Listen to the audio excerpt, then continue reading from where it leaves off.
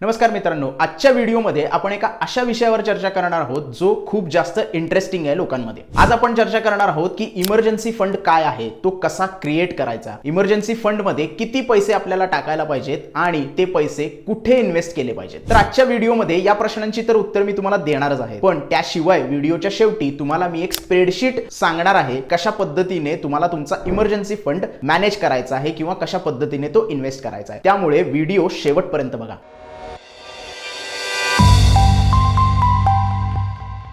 सगळ्यात पहिल्यांदा बेसिक पासून सुरुवात करू। इमर्जन्सी फंड काय आहे? बेसिकली सांगायचं झालं तर इमर्जन्सी फंड म्हणजे जस्ट इन केस फंड आपण त्याला म्हणू शकतो। म्हणजे जर अनएक्सपेक्टेड सिच्युएशन तुमच्या आयुष्यात आली, हेल्थ रिलेटेड असू दे, जॉब रिलेटेड असू दे, त्यावेळी हा फंड तुम्ही वापरू शकता तुमच्या बेसिक नीड्स कंप्लीट करण्यासाठी। फॉर एक्झाम्पल जर आपण बघायचं झालं तर कोविडच्या काळामध्ये किंवा आत्ताही आयटी सेक्टरमध्ये थोडंसं रिसेशन आहे म्हणून ले ऑफ होत आहेत, माणसांना कामावरून काढलं जात आहे। पण अशा वेळी काय होतं की आपल्या ज्या बेसिक गरजा आहेत त्या पूर्ण करण्यासाठी आपल्याकडे इमर्जन्सी फंड नसतो। मग हा फंड त्यावेळी तुम्हाला कामाला येतो। म्हणजे हा फंड जर तुमच्याकडे असेल तर तुम्हाला एक्स्ट्रा कर्ज घ्यायची गरज पडत नाही किंवा तुमची इन्व्हेस्टमेंट जी आहे ती मोडायची गरज पडत नाही तुमच्या बेसिक नीड्स कंप्लीट करण्यासाठी। आता इमर्जन्सी फंड जो आहे तो 3 वेळेमध्ये तुम्हाला जास्त उपयोगी ठरू शकतो। पहिल्यांदा तुमचा जॉब जर गेला असेल किंवा तुम्हाला बिझनेस मध्ये फायनान्शियल लॉसेस सहन करावे लागले असतील तर। दुसऱ्यांदा म्हणजे तुमच्याकडे जर कुठली मेडिकल इमर्जन्सी आली असेल तर। होतं असं कधी कधी मेडिकल इमर्जन्सी येते आणि आपल्याकडे फंड नसतो, अशा वेळी असा फंड जर इमर्जन्सी फंड तुमच्याकडे असेल तर तुमच्या कामाला येईल। तिसरी म्हणजे अशी कुठलीही अनपेक्षित घटना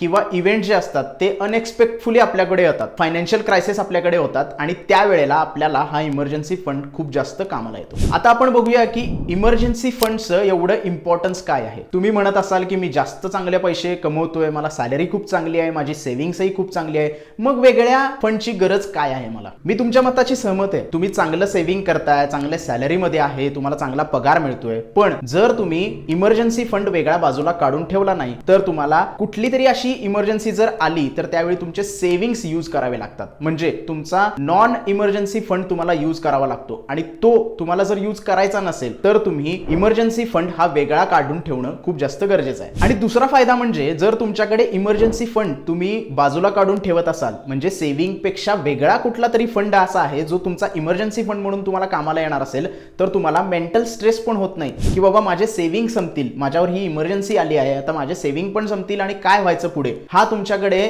मेंटल स्ट्रेस नसतो जर तुमच्याकडे इमर्जन्सी फंड अवेलेबल असेल तर। त्यामुळे तुम्हाला मनशांती मिळते आणि तुमचे सेव्हिंग पण सेफ राहतात। शिवाय असे जर काही क्रिटिकल कंडिशन्स तुमच्यावर आले, अनएक्सपेक्टेड इव्हेंट्स जर तुमच्याकडे झाले तर ते तुम्ही कॉन्फिडन्सने हाताळू शकता। म्हणूनच इमर्जन्सी फंड आपल्याकडे असणे हा एक पर्सनल फायनान्सचा फंडामेंटल पार्ट झालेला आहे। आता लाईफ इन्शुरन्स किंवा हेल्थ इन्शुरन्स तुम्हाला अशा अनएक्सपेक्टेड इव्हेंट मधून वाचवण्याचं काम करतातच, पण लेटेस्ट डेटा जर बघितला तर लाईफ आणि हेल्थ इन्शुरन्सचं जर आपण सेक्टर बघितलं तर भारतात फक्त 4.2% लोकच हेल्थ आणि लाईफ इन्शुरन्स घेत आहेत आज। आणि दुसरी गोष्ट म्हणजे हे आता इम्पॉर्टंट नाहीये की तुम्ही हेल्थ इन्शुरन्स घेतलाय किंवा लाईफ इन्शुरन्स घेतलाय म्हणून तुमचे सगळे खर्च तिथे कव्हर होतील। बेसिकली आपल्याला सगळ्यात पहिल्यांदा स्वतःच्या खिशातले पैसे तिथे द्यावे लागतात आणि नंतर क्लेम करून मग ते पैसे आपल्याला हेल्थ इन्शुरन्स किंवा लाईफ इन्शुरन्स द्वारे मिळतात। म्हणजे इथे तुम्ही पहिल्यांदा सेव्हिंगचे पैसे तुम्ही इन्शुरन्स मध्ये टाकता आणि नंतर क्लेम करून मग ते पैसे परत सेव्हिंग मध्ये टाकता, असं कधी कधी होत नाही, कारण पैसे आपल्याकडे हातात आले की त्याला वाटा वेगवेगळ्या फुटायला वेळ लागत नाही। अशा परिस्थितीमध्ये जर तुमच्याकडे इमर्जन्सी फंड असेल तर तुम्ही ती सिच्युएशन खूप चांगल्या पद्धतीने हँडल करू शकता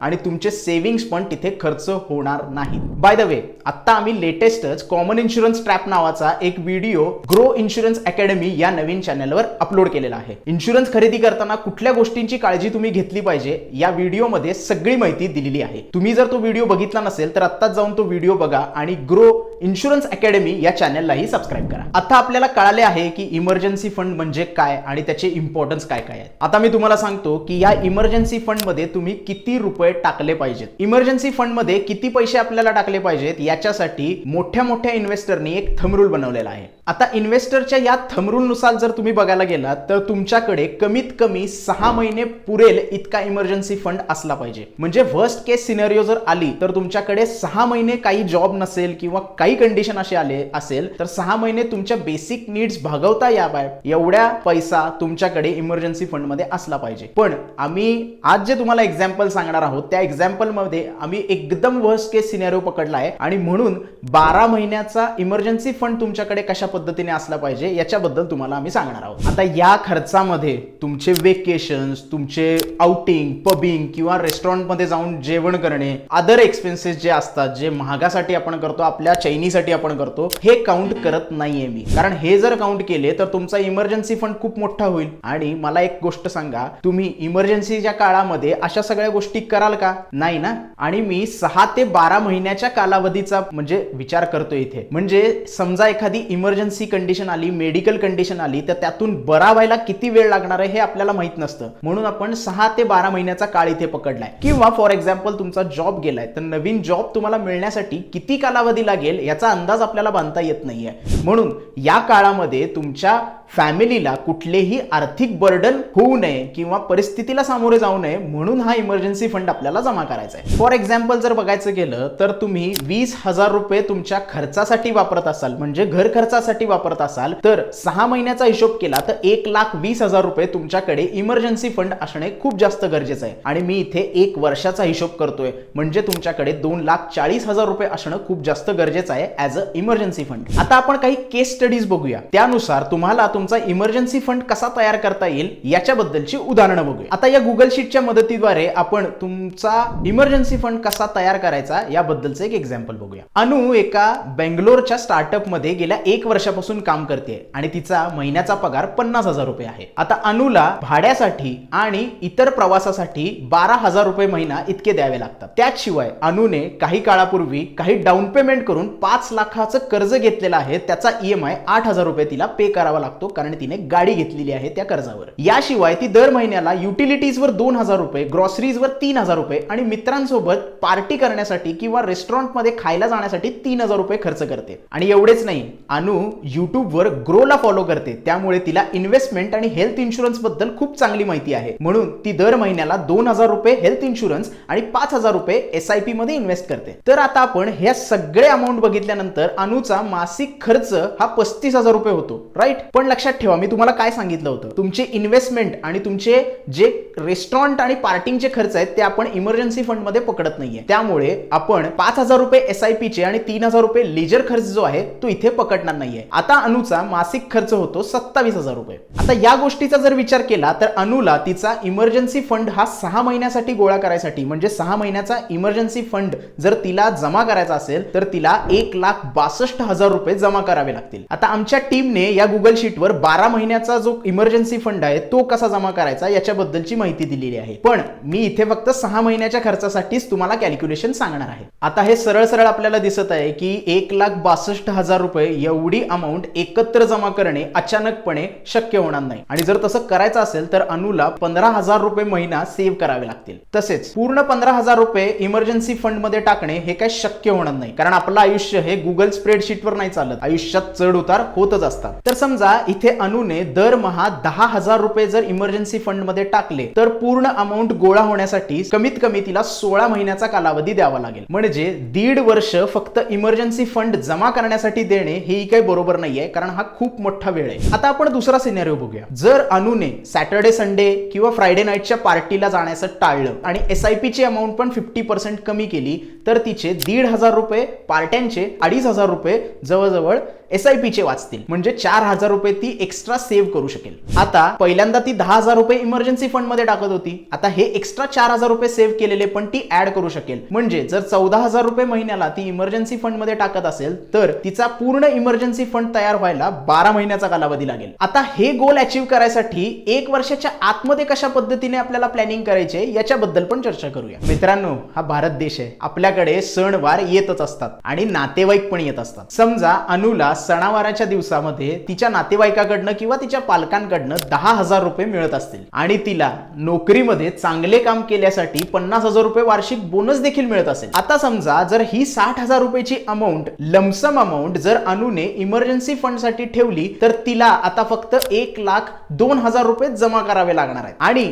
जर मगाच आपण कॅल्क्युलेशन बघितलं, महिन्याला 14,000 रुपये जर ती इमर्जन्सी फंड मध्ये टाकत असतील तर तिचा पूर्ण इमर्जन्सी फंड तयार व्हायला फक्त 7 महिन्याचा कालावधी लागेल. हे मस्त आहे नाही का? थोडासा एक्स्ट्रा एफर्ट टाकल्यानंतर आपला जो इमर्जन्सी फंड आहे तो 7 महिन्यात तयार होऊ शकतो. बाय द वे, जर तुम्हाला या गुगल शीटची लिंक पाहिजे असेल तर डिस्क्रिप्शन मध्ये अवेलेबल आहे. ती डिस्क्रिप्शन मधली लिंक तुम्ही ओपन करू शकता आणि तुमच्या इमर्जन्सी फंड मध्ये काय काय चेंजेस करायचे आहेत, कसे कॅल्क्युलेशन करायचे आहेत याची गणना तुम्ही करू शकता. तसेच आतापर्यंतचा व्हिडिओ जर तुम्हाला आवडला असेल तर व्हिडिओला लाईक करायला विसरू नका आणि चॅनल पण लवकरात लवकर सबस्क्राईब करा. थांबा अजून आहे पुढे. आता पुढचा प्रश्न येतो की ही इमर्जन्सी फंड आपण जो तयार करून ठेवलाय तो एक्झॅक्टली इन्व्हेस्ट कुठे करायचा. आता इमर्जन्सी फंड कुठे इन्व्हेस्ट करायचा याच्याबद्दल सांगण्याच्या अगोदर मला काही गोष्टी तुमच्या समोर क्लिअर करायच्या. सगळ्यात पहिली गोष्ट म्हणजे हा एक इमर्जन्सी फंड आहे, म्हणजे याची आपल्याला गरज कधीही पडू शकते. त्यामुळे आपल्याला असे इन्स्ट्रुमेंट बघावे लागतील जे लिक्विड आहेत, म्हणजे आपल्याला जर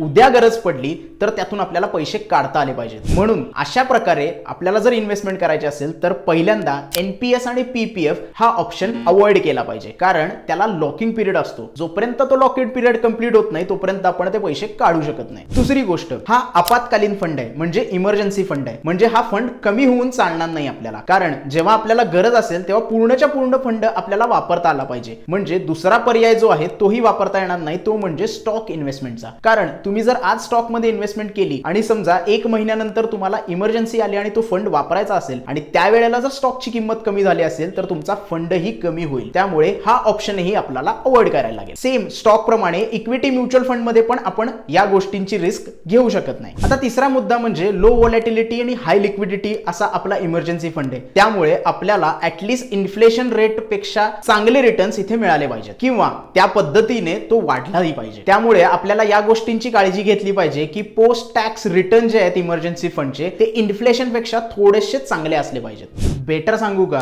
जर कुठल्याही इन्व्हेस्टमेंटवर लो व्हॉलॅटिलिटी आणि हाय लिक्विडिटी जर असेल तर आपण बेटर रिटर्न एक्सपेक्ट करू शकतो. आता या सगळ्या गोष्टी स्पष्ट झाल्याच असतील. आता मी तुम्हाला 3 गुंतवणुकीचे पर्याय सांगणार आहे जिथे तुम्ही इमर्जन्सी फंड ठेवू शकता. सगळ्यात पहिला आहे सेव्हिंग अकाउंट वेगळं काढायचं विथ स्वीप इन फॅसिलिटी. आता तुम्हाला तुमचा इमर्जन्सी फंड ठेवण्यासाठी वेगळं सेव्हिंग अकाउंट काढलं पाहिजे, पण हे इथेच थांबत नाही. सेव्हिंग अकाउंटला इन्फ्लेशन प्रमाणे आपल्याला रिटर्न मिळत नाही, कारण इन्फ्लेशन प्रमाणे सेव्हिंग अकाउंटचे रिटर्न बदलत असतात आणि ते कमी होतात. त्यामुळे तुम्हाला स्वीप इन फॅसिलिटी ऍक्टिव्हेट करून घ्यावी लागेल. याच्यामुळे होईल काय, जे तुमच्या अमाऊंट एक्स्ट्रा जमा होईल तुमच्या अकाउंटवर थ्रेशोल्डच्या प्रमाणे एक्स्ट्रा अमाऊंट जमा होईल, ती amount extra amount directly fix deposit मध्ये कन्वर्ट होईल आणि तुम्हाला एफडी एवढे रिटर्न्स मिळतील. म्हणजे तुम्ही सेव्हिंग अकाउंट मध्ये एफडी चे रिटर्न मिळवू शकता आणि हे पैसे तुम्ही कधीही काढू शकता. त्यामुळे लिक्विडिटीचाही प्रॉब्लेम नाहीये आणि पैसे कमी होण्याचाही प्रॉब्लेम नाहीये. दुसरा पर्याय हा आहे की तुम्ही कॉर्पोरेट डेट फंड किंवा पीएसयू डेट फंड मध्ये इन्व्हेस्टमेंट करू शकता. हे दोन्ही डेट फंड कर्ज संसाधनांमध्ये गुंतवणूक करतात. याचे रिटर्न्स मीडियम आहेत आणि रिस्क लो आहे, पण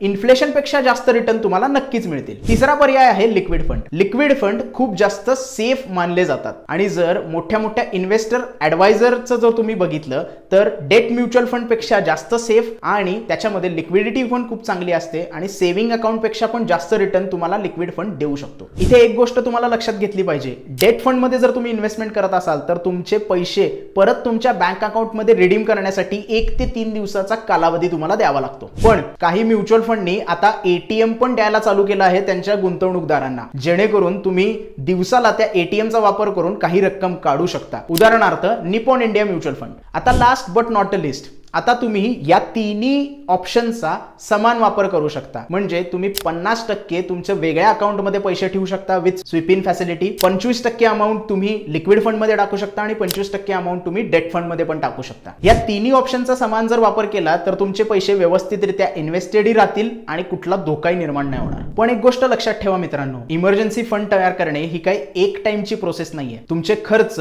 तुमचा इन्कम हा वेगवेगळ्या पद्धतीने चेंज होत असतो. त्यामुळे इमर्जन्सी फंड फंड मध्ये पण तुम्हाला चेंजेस करावे लागणार, रिइव्हॅल्युएट करायला लागणार तुमचा इमर्जन्सी फंड, कधी वाढवावा लागेल, कधी कमी करावा लागेल. तर ती प्रोसेस तुम्ही कंप्लीट चालू ठेवली पाहिजे. मिनिमम 6 महिन्याचा इमर्जन्सी फंड तुमच्याकडे जर असेल आणि जर तुम्ही रिइव्हॅल्युएशनच्या द्वारे इन्कम वाढल्यानंतर इमर्जन्सी फंड थोडा थोडा वाढवत असाल तर तुम्ही 12 महिन्यापर्यंतचा इमर्जन्सी फंड तयार करू शकता. आणि हो, इमर्जन्सी फंड तयार करताना मला स्मार्टफोन पाहिजे, मला स्मार्ट लॅपटॉप पाहिजे, हा मोह तुम्ही थोडासा आवरला पाहिजे. आयुष्याची मजा घ्यायसाठी थांबवा असं मी सांगत नाहीये, पण काही शिस्त पाळल्यानंतर, थोडीशी शिस्त पाळल्यानंतर जर आपलं आयुष्य फायनान्शियली चांगलं होत असेल तर काय करायला हरकत आहे. आणि ही सगळी शिस्त जर तुम्ही पाळली तर तुमचं फायनान्शियल फ्रीडम कडे एक स्टेप अजून तुम्ही चांगल्या पद्धतीने जाऊ शकाल. तर आजच्या व्हिडिओमध्ये एवढंच मित्रांनो. जर हा व्हिडिओ तुम्हाला आवडला असेल, जर या व्हिडिओमधून तुम्हाला काही शिकण्यासारखं मिळालं असेल तर या व्हिडिओला लाईक करा, जास्तीत जास्त लाईक करा, जास्तीत जास्त लोकांपर्यंत हा व्हिडिओ शेअर करा आणि ग्रोच्या चॅनलला सबस्क्राईब करायला विसरू नका. एक मिनिट, तुमच्या मते इन्व्हेस्टमेंट ऑप्शन जे मी सांगितले इमर्जन्सी फंडचे, त्यातला कुठला पर्याय व्यवस्थित आहे आणि तुम्ही कुठला पर्याय वापरता आणि तुम्ही आतापर्यंत किती इमर्जन्सी फंड जमा केलेला आहे हे तुम्ही मला कमेंटमध्ये कळवा. लक्षात ठेवा, या व्हिडिओमध्ये आम्ही तुम्हाला एज्युकेशन पर्पज इमर्जन्सी फंड कसा तयार करायचा याच्याबद्दलचं उदाहरण दिलेलं आहे. मी कुठलंही इथे रिकमेंडेशन तुम्हाला करत नाहीये की याच्यामध्येच इन्व्हेस्टमेंट करा. आणि जर असेच व्हिडिओ तुम्हाला रेग्युलरली बघायचे असतील तर ग्रो चॅनलला नक्की सबस्क्राईब करा.